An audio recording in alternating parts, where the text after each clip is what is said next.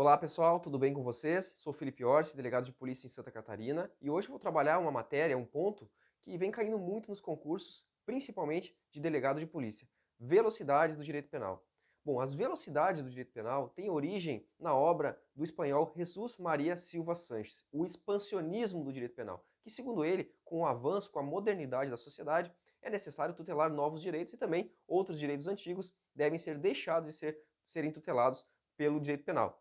Mas, quais são as velocidades do direito penal? Segundo ele, a primeira velocidade é o que chamamos de direito penal tradicional, direito penal clássico, que tem a finalidade de prisão ao final do processo, mas antes se verifica, se resguardam todos os direitos e garantias penais e processuais penais. Então, é o direito de origem germânica, o direito tradicional.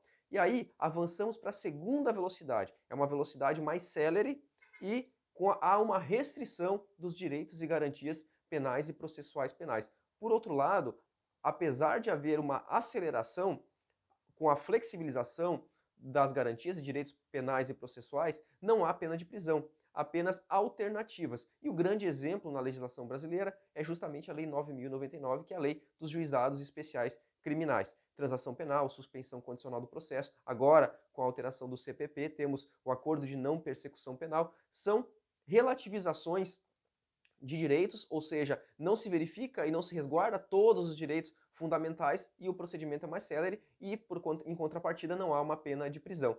Nesse contexto da segunda velocidade, também se inclui as situações do direito penal na sociedade de risco, do alemão Ulrich Beck. Segundo o alemão, com a evolução da sociedade, justamente ocorre a necessidade de tutelas de novos direitos, como o direito ambiental, o direito econômico. Então, há uma necessidade de punir delitos de acumulação, que são aqueles delitos que isoladamente eles não têm o condão de afetar um bem jurídico, mas se praticados de forma acumulada, eles lesionam um bem jurídico. E o grande exemplo é uma pesca proibida, um delito ambiental. Uma simples pesca proibida não tem o condão de afetar o meio ambiente como um todo, mas pescas proibidas ocorridas em todo o país, sim, delitos de acumulação, e aí sim vai lesar o bem jurídico, meio ambiente. A furada de fila em vacinação é outro exemplo. Uma furada de fila não vai lesar a saúde pública, mas várias no Brasil inteiro vão lesar a saúde pública, delito de acumulação, segunda velocidade do direito penal. E também a antecipação da tutela penal, que é justamente a punição de crimes de perigo abstrato, que não chegam a efetivar um perigo objetivo, um perigo concreto ao bem jurídico, mas mesmo assim são puníveis. Então, a antecipação da tutela penal, que é a punição de crimes de perigo abstrato, também se situa na segunda velocidade de direito penal. Vamos para a terceira velocidade. E aí a terceira velocidade é uma junção de tudo que há de pior na primeira e na segunda. Na primeira há pena de prisão e na segunda há uma aceleração do processo com a relativização de garantias penais e processuais penais. É nesse momento que se situa o chamado direito penal do inimigo de Günther Jacobs. Na verdade, ele é um dos precursores, embora tenham outros autores que também trabalham a teoria. Então, segundo Günther Jacobs, o direito penal do inimigo constitui-se em um direito penal para o cidadão e outro direito penal para quem é inimigo do Estado, para aquele indivíduo que rasga sistematicamente o ordenamento jurídico daquele local. Terroristas, integrantes de grandes organizações criminosas, eles devem sofrer uma punição de acordo com o direito penal do inimigo, uma punição muito mais gravosa, com a relativização dos seus direitos fundamentais, com um processo célere, com penas exageradamente altas. Então, essa é a concepção de Günther Jacobs, e o conceito de Günther Jacobs, e essa concepção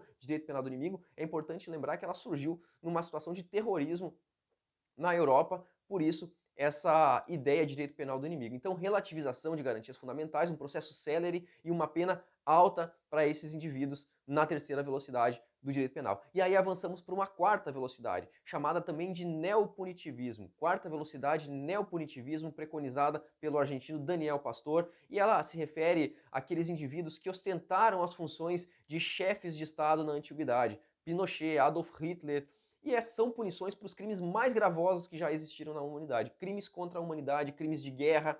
Então, o Holocausto perpetrado, efetuado pelo Terceiro Reich na Alemanha, é um exemplo de punição que deveria ter ocorrido na quarta velocidade do direito penal, embora tenha havido o Tribunal de Nuremberg, o Tribunal de Nuremberg na Alemanha, mas muita gente não foi punida por aquelas atrocidades. Então isso serve para todos os chefes de Estado que ostentaram uh, uh, posições elevadas naqueles países, nos seus países, e perpetraram crimes contra a humanidade, crimes de guerra. Quarta velocidade do direito penal. Então, essas são as rápidas explicações de forma muito objetiva para vocês levarem essas informações para a prova, já são suficientes para vocês acertarem as questões na prova objetiva. Um abraço a todos e até